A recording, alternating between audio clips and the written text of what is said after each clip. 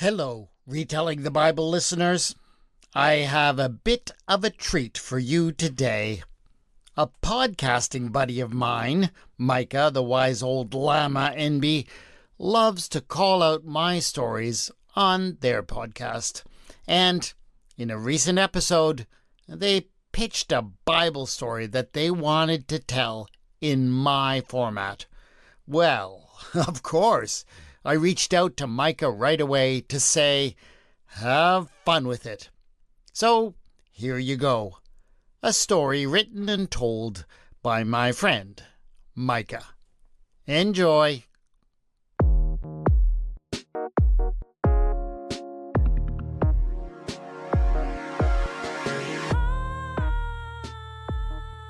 Luke 2:21-24. When 8 days had passed, Jesus' parents circumcised him and gave him the name Jesus. This was the name given to him by the angel before he was conceived. When the time came for their ritual cleansing, in accordance with the law of Moses, they brought Jesus up to Jerusalem to present him to the Lord. It's written in the law of the Lord, every firstborn male will be dedicated to the Lord. They offered a sacrifice in keeping with what's stated in the law of the Lord, a pair of turtle doves or 2 young pigeons. Hello, and thank you, dear Retelling the Bible listeners, for having me on. My name is Micah the Wise Old Llama Enby, and if you recognize my voice, it's likely from the many episodes of my leftist Bible study podcast, The Word in Black and Red, that Scott has joined me on and then been gracious enough to share on this feed.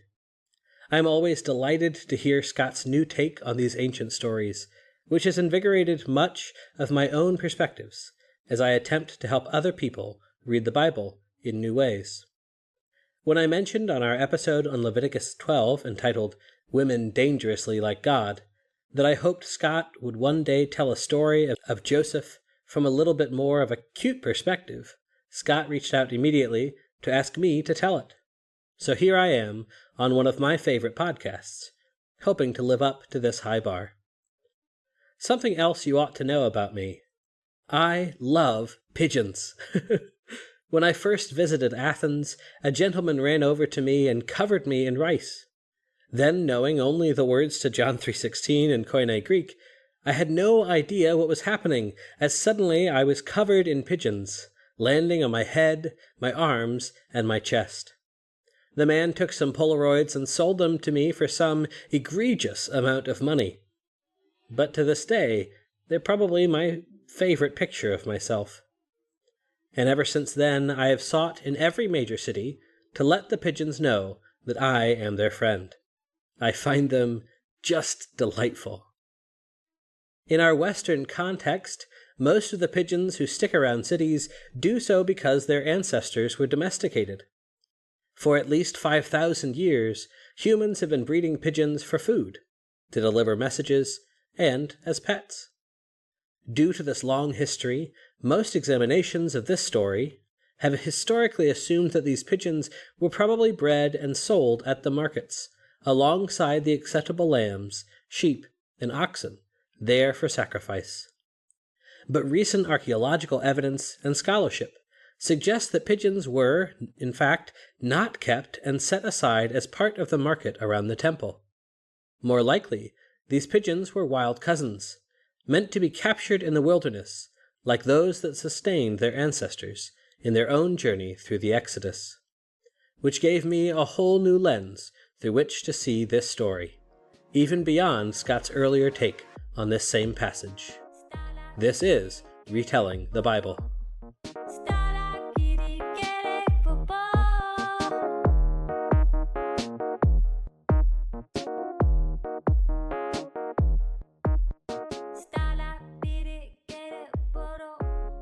Episode 10.11 Joseph the Himbo.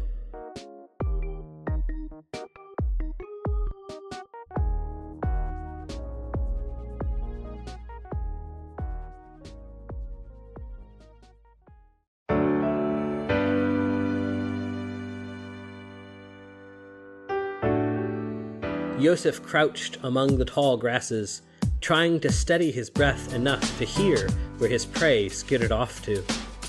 A gentle breeze wafted over him, and he worried that perhaps the bird could smell him upwind. Then a subtle coo sounded off to his left. Joseph plunged into the next clump of grass, wrapped his fingers around something soft, and exclaimed with joy in his victory. He stood up and shouted, "Miriam! Miriam! I caught it!" His jump and cry alerted a dozen pigeons still amongst the grasses to flee. His wife looked up at him from the baby asleep in her lap, at first exhausted in the delirium of new mothers, and then a big smile spread across her face. "Good job, Bashert," she called out. Then, spying what he actually held, added, "But I don't think Adonai really needs any more feathered sweetgrass." Joseph looked at his hand, and instead of a pigeon, he held yet another pile of pigeon down, covering a clump of grasses. A disappointed cringe spread across his face, embarrassed he had once again come up with nothing for his beloved. Now aware that his cry had scared off any remaining pigeons, he sauntered back to the humble camp with Miriam. Joseph felt once again like a disappointment. He had been so excited to marry Miriam when they had first met. He had always been a bit of a quiet kid, a good learner, but not someone quite equipped to sit at the feet of the rabbis and to learn to be one himself. He often found himself not sure what to say. It was easier to do something with his hands, make things out of wood, and express himself in that way. And then he'd met Miriam, this beautiful girl who had a voice with such authority. She quoted the ancient stories to him like they were her lifeblood.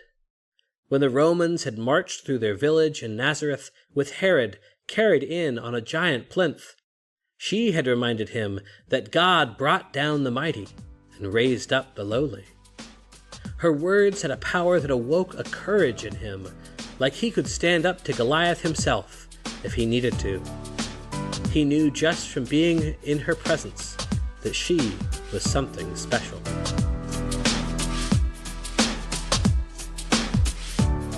Then she told him that she was pregnant. It was a terrifying moment.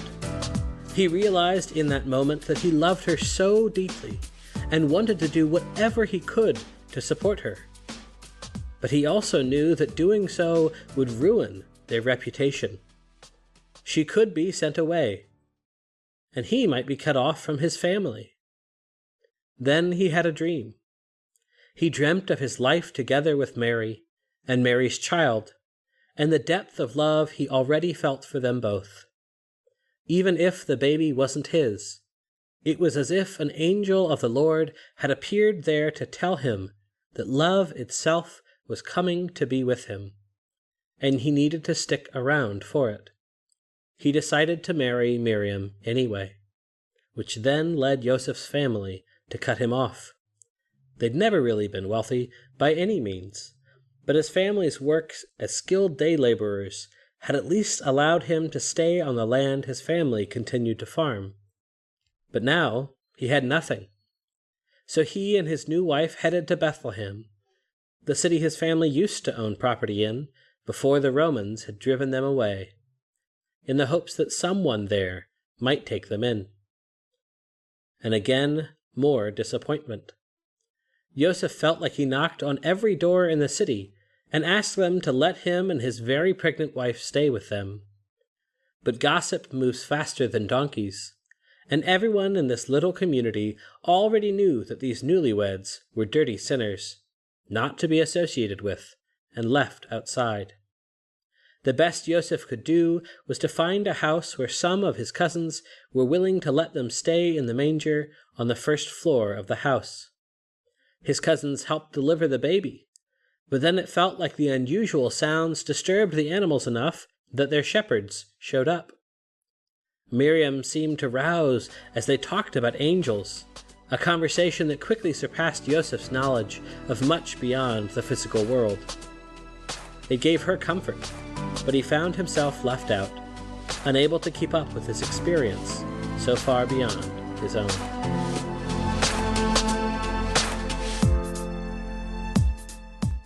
Poor Miriam, exhausted from giving birth and then all of this attention, had asked that Joseph go and buy a lamb so they could dedicate the baby to God. What she hadn't articulated was the understood hope that this act might erase some of the shame of having already been pregnant before they were married. As Joseph counted out the last few coins in his pocket, he realized he might have enough to get his young family to Jerusalem and maybe back home, but not enough for the trip and even 2 pigeons at the temple rates.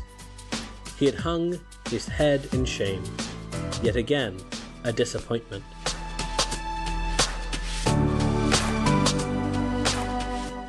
When Joseph stirred himself from his rumination, he flopped down next to Miriam. She leaned over and kissed his cheek. "You'll catch them yet, my love," she whispered encouragingly, looking deep into his soul with those date-colored eyes he so admired. "Now you lay right there, so I can lean on you and sleep." They both giggled, as young lovers do. "You know," she whispered as she snuggled into him, "I think you'll catch it. You just have to stick to it." Joseph looked down at the baby in Miriam's arms, resting up against his legs. Yeshua opened his eyes for a moment to examine the new situation, and, contented by Joseph's presence in the matter-of-fact way in which newborn babies often do, then returned to snoring gently. "I don't know how much more sticking to it I have left in me," Joseph confessed, hoping Miriam had already fallen back to sleep. "Yes, you do. I know you will. Sticking to it is what you do," she replied sleepily.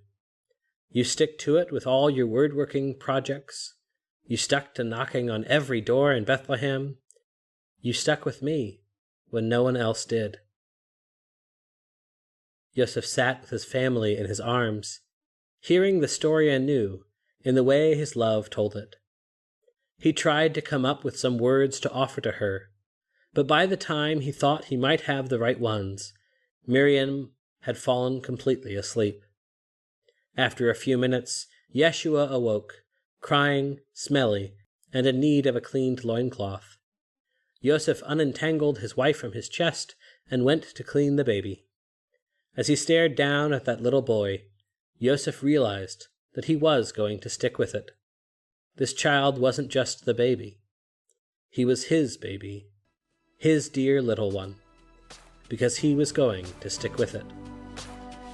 Joseph returned Yeshua to Miriam, waking her up as little as possible while giving Yeshua a chance to eat. He found a stick and began to whittle. In the morning, Miriam awoke to find just herself and her baby. In his tiny hands, Yeshua held a small wooden pigeon that hadn't been there before, but Miriam recognized the handiwork of her beloved. She looked around to see Joseph crawling around in the bushes slowly, only noticeable because his rear poked out above the grass. Then Miriam heard a scramble, the rustling of bushes, and the cooing of 2 pigeons frantically trying to escape. Up from the field stood her scrawny young love, looking bleary-eyed but overjoyed, as he proclaimed, "I finally caught them!"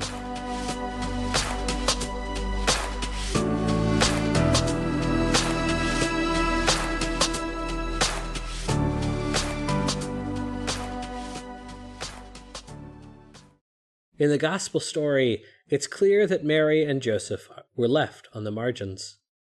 Probably because of the circumstances of Jesus' birth, Mary and Joseph seem to have been left out of traditional systems of support, which left them likely living in poverty. To enter into such a life was a choice Joseph actively made, as a consequence of his deep and abiding love for Mary. Not only did he stick with her when he could have called it off, he lost whatever modicum of financial means he had had in order to have had a marriage arranged, and then to be too poor to even afford a lamb to have Jesus dedicated at the temple. Joseph has always struck me as a bit of a himbo, Perhaps not the most brilliant or wisest man in the world, but someone who stuck to what he said he would do, even when it would have been smarter and wiser not to. But such a man is often crafted by the love he feels for a powerful woman. The fact that they would go on to have, presumably, at least 2 more boys and 2 more girls, again suggests to me that Mary and Joseph have a much deeper romantic connection than the story typically portrays. So it seems to me that Joseph, being a very practical romantic, spent his time trying to capture 2 of these wild pigeons wandering around on the way to Jerusalem. The journey being a good distance by foot between Bethlehem and Jerusalem, he likely did it at night when Miriam and the baby were sleeping. And what more beautiful way to tell your beloved how much they love you than to bring you the gift that serves to redeem you back into the society that only your love kept you from being alone within. I hope that you, too, are able to stick with the things you are doing to love someone in a way that might end up leaving you on the margins of your society. I hope you keep doing those hard things that need doing. And I hope you find yourself someone who can help retell these stories in a way that helps you understand your calling in a new light, and that, in turn, keeps you sticking to it in the hardest times. If you need help with retelling that story, I might just have a podcast or 2 for you. This has been Micah the Wise Old Llama Enby, telling a story on behalf of W. Scott McCandless, hoping you too can find some pigeons of love. Shalom. That is it for this episode of Retelling the Bible. Join us again soon for another episode, and make sure to rate and review and to share this podcast with someone else. The theme music for the podcast is Ada by Kevin MacLeod, and the mood music for this episode was Cherish by Sasha End. The music is licensed in the Creative Commons and can be found at incompetech.com and at endy.app, respectively. You can contact me on Bluesky at Retelling the Bible and on the Facebook page Retelling the Bible.